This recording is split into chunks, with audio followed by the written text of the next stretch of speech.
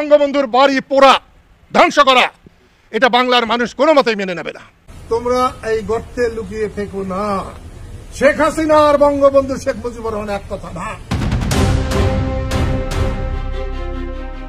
গত 5 ফেব্রুয়ারি সাবেক প্রধানমন্ত্রী শেখ হাসিনার ভাষণ দেওয়াকে কেন্দ্র করে ধানমন্ডি 32 নম্বর বঙ্গবন্ধু শেখ মুজিবুর রহমানের বাসভবনে দ্বিতীয় দফায় চলে হামলা ও সারা দেশে বঙ্গবন্ধুর ভাস্কর্য ভাঙার প্রতিবাদ করলেন বঙ্গবীর কাদের সিদ্দিকী। বঙ্গবন্ধু আর স্বাধীনতা এক জিনিস, বঙ্গবন্ধু আর বাংলাদেশ এক জিনিস, বঙ্গবন্ধু আর মুক্তিযুদ্ধ এক জিনিস।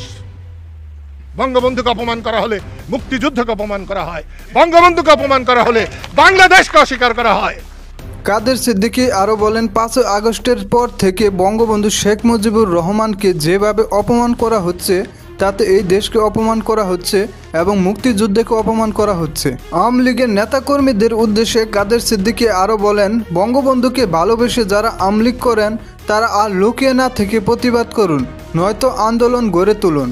এছাড়া ডক্টর ইউনূসের সমালোচনা করে কাদের সিদ্দিকী বলেন, সরকারের উদাসীনতার কারণেই বারবার ধানমন্ডিতে হামলা করা হচ্ছে।